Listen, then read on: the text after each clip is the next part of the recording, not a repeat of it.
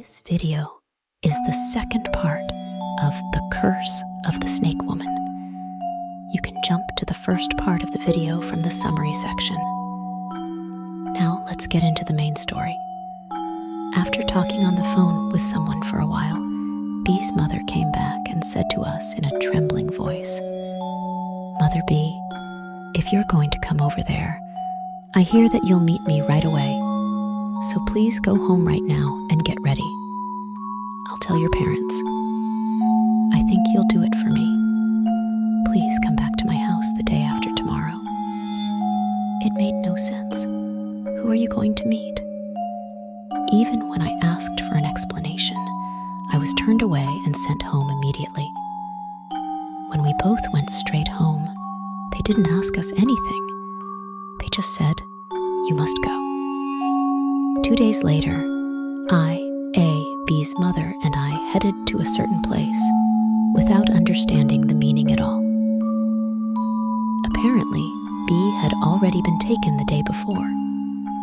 I thought it would be a little far away, but it's not even a town. It's even a different prefecture. It takes several hours on the Shinkansen, and then several hours by car from the station. I was taken to a picture-perfect village deep in the mountains. We were guided to a mansion on the outskirts of the village.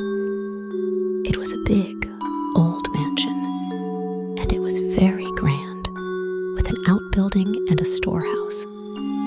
When B's mother rang the doorbell, her old man and girl greeted us. The old man was wearing a suit with an unglamorous look, just like that. The girl is a little older than us and is wearing a white costume and a red hakama. She looked like a so-called shrine maiden. In her greeting, the man, who was apparently the shrine maiden's uncle, gave his common last name. But the shrine maiden said, "Aoi Kanjo?" That's what I heard. He gave himself a name that I didn't understand. Even though he calls himself a name, it seems to be completely different from the general perception. I don't really understand, but it seems like I won't be able to find out anything about her family background. Actually, we don't know anything about that house or the girls, but for now, I'll write it as Aoi to make it easier to read. We were shown to a spacious parlor, and without understanding why, we began to talk in a melancholic atmosphere. "Uncle, my son is now resting. Are these the children you were with?" Mother B: "Yes, it looks like these three went to that place." Uncle: "I see. Can you guys tell us where you went, what you did, what you saw, in as much detail as possible?"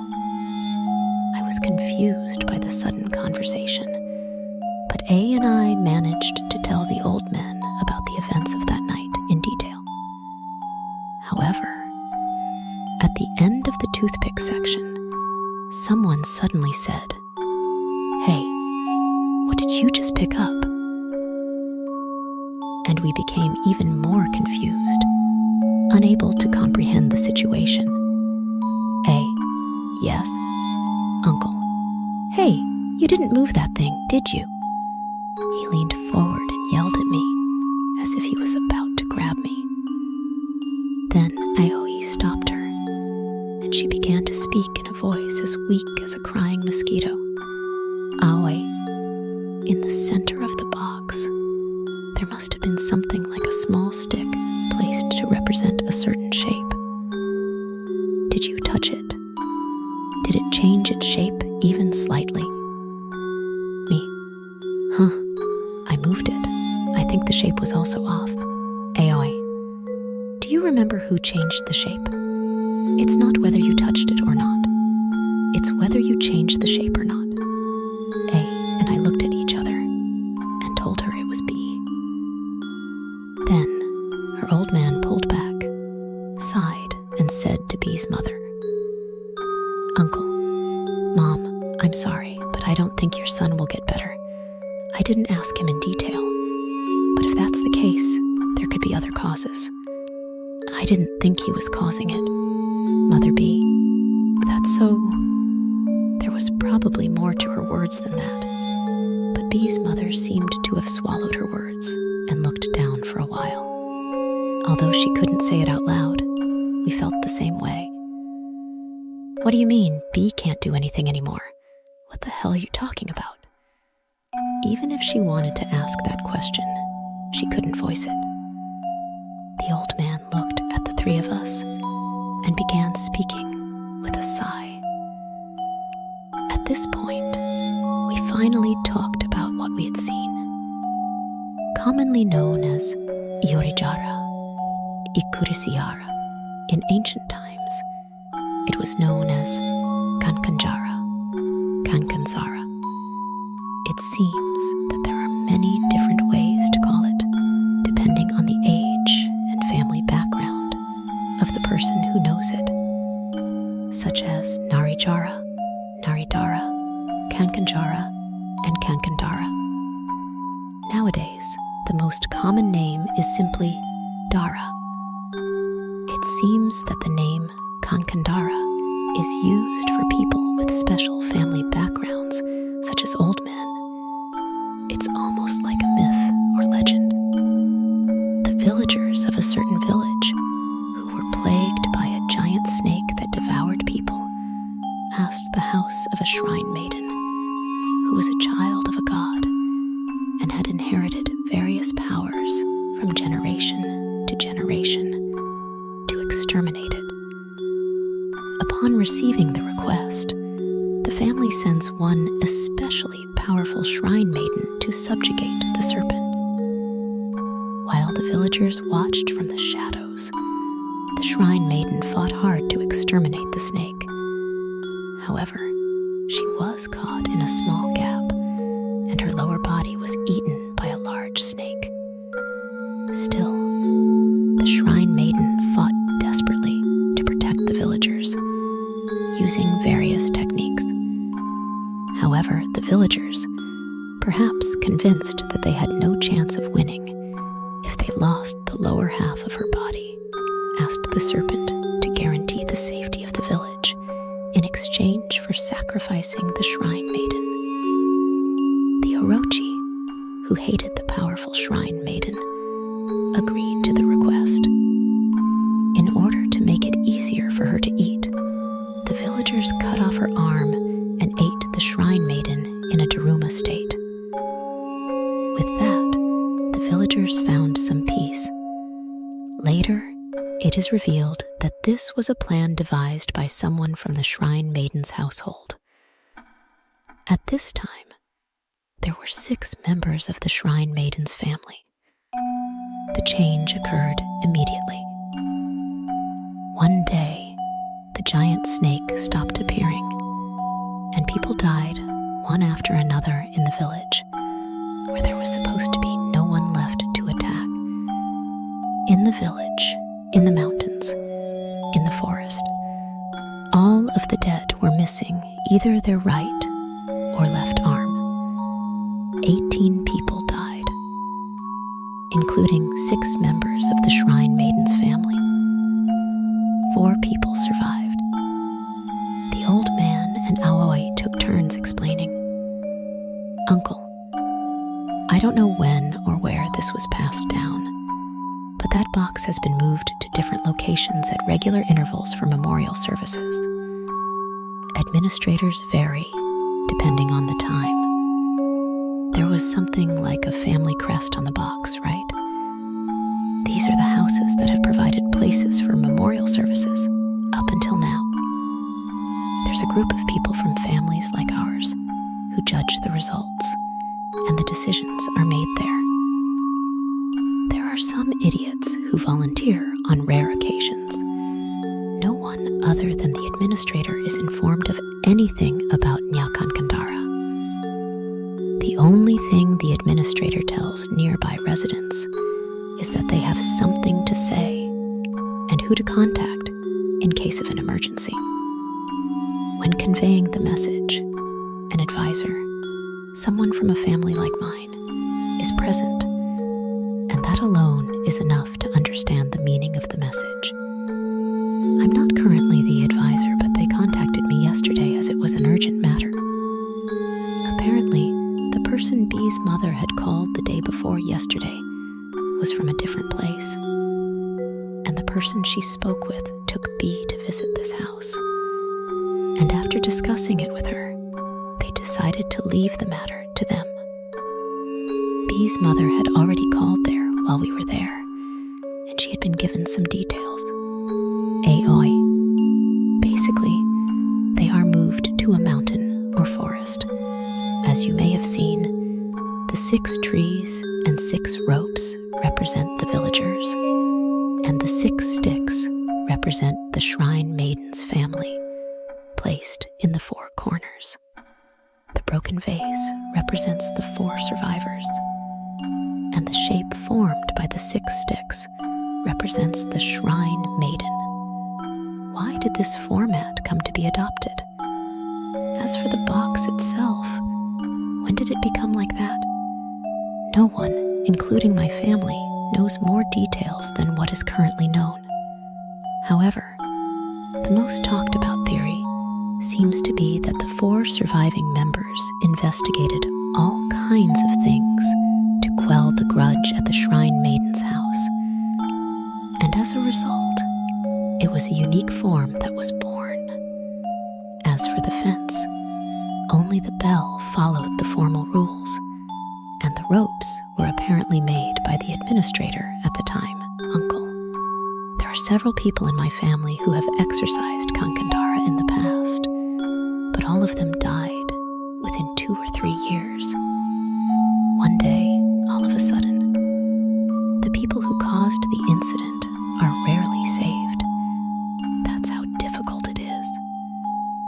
Even after listening to the story up to this point, the 3 of us were completely left behind. I had no choice but to stand still. However, things changed again. Uncle, Mom, you know how bad it is. As she said before, as long as she didn't move the stick, things would have worked out. But this time, I don't think it will work. Mother B, please, can we do something about it? It's my responsibility, please. B's mother did not back down.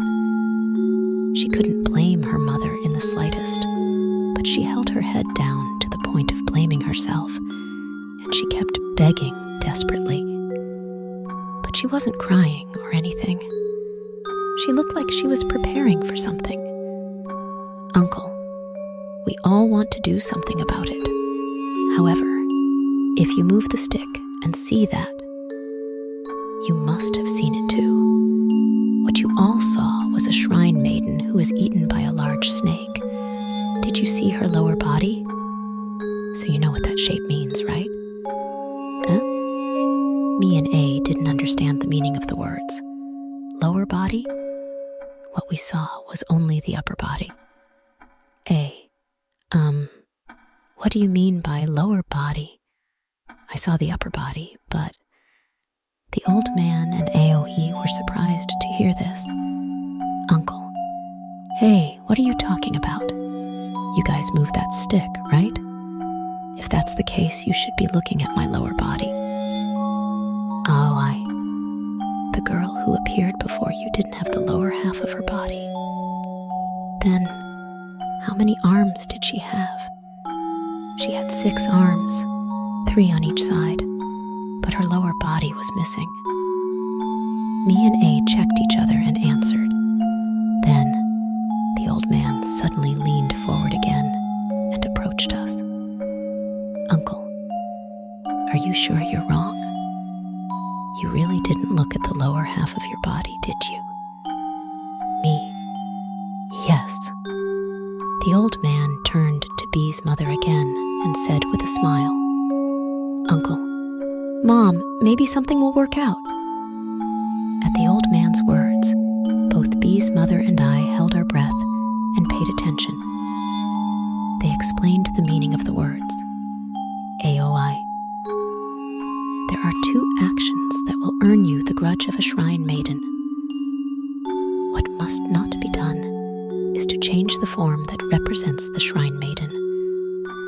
What you shouldn't look at is the image of the shrine maiden that shape represents. Uncle, actually, it's over as soon as you move the stick.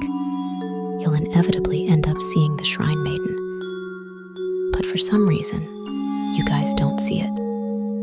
Everyone other than the person who moved it should be able to see it in the same way. So if you guys haven't seen it, then neither can that girl. Me. What do you mean we didn't see it? What we saw was Aoi. It doesn't change the fact that she is a shrine maiden herself. However, it's not because she was angry. She probably had no intention of taking your lives. She appeared not as a Kankandara, but as a shrine maiden. I guess that night was just a game for her. Are shrine maidens and Kankandara the same existence, but also different existences? That seems to be the case. Uncle, if Kankandara hasn't come out, then what's attacking that kid right now is probably just for fun. Like Aoi said, if you leave it to us, we can do something about it, although it will take a long time. Right. For the first time, the tense atmosphere seemed to ease. Just knowing that B could be saved was enough, and the look on B's mother's face at that moment was truly amazing. It was the kind of smile that made her feel like all the anxiety she had been worrying about B over the past few days suddenly melted away. Seeing this, both the old man and Aoi relaxed and suddenly became like normal people. Uncle, I'll officially take over that child. I'll explain it to your mother later. The two of you, please get Aoi to exercise you before heading home. From now on, just keep your fearlessness to a minimum. After that, we talked a little about B. Then my mother stayed behind, and we went home after having the exorcism performed. Apparently, it was a rule in this house, so I wasn't allowed to meet B, and I didn't know what he was doing. I don't know if he was treated as a transfer student or if he was still enrolled, but I haven't seen him since. Well, I wouldn't say that he died, but that he has completely rehabilitated himself and is now living a normal life somewhere. By the way, B's father never showed his face even once during the whole incident. I don't know what you mean. Me and A calmed down pretty quickly. There were many reasons, but the biggest one was B's mother. It was probably the most difficult part, as there was a bit of follow-up. I felt like it made me think about what it's like to be a mother. Also, since then, both my parents and A's parents have started to treat me little by little. Because of that, I naturally stopped doing stupid things. Another thing I learned is that the shrine maiden who gathered on certain days was a member of the family who became my advisor. Kankandara are considered to be some kind of godlike beings, even though they are widely recognized as dangerous. It seems that the serpent was the god of mountains and forests, so once a year we dance kagura and sing prayers. Also, the reason I heard the noises after we entered the forest is because the fish seemed to be free-ranging inside the fence. However, it seems that the hexagon and the box are like a seal, and unless you break the shape of the stick or the hexagon, you will rarely see them. It seems that according to some law, a limited part of the mountain or forest is designated as the place for the memorial service, and the area is determined by carefully calculating detailed numbers. Basically, it seems that they can't leave the area, but if it's surrounded by a fence, they may stick to the outside like we saw. That's all I understood. Looks like they've already been moved from where we live.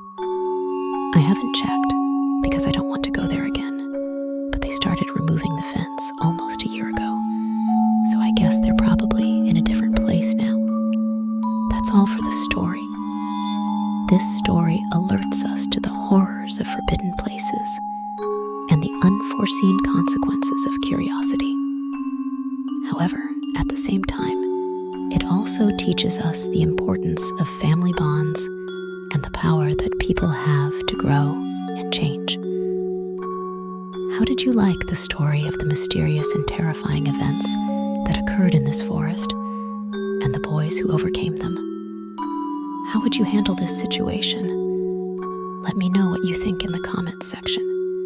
This channel introduces fun, scary, and funny stories related to Japan every day.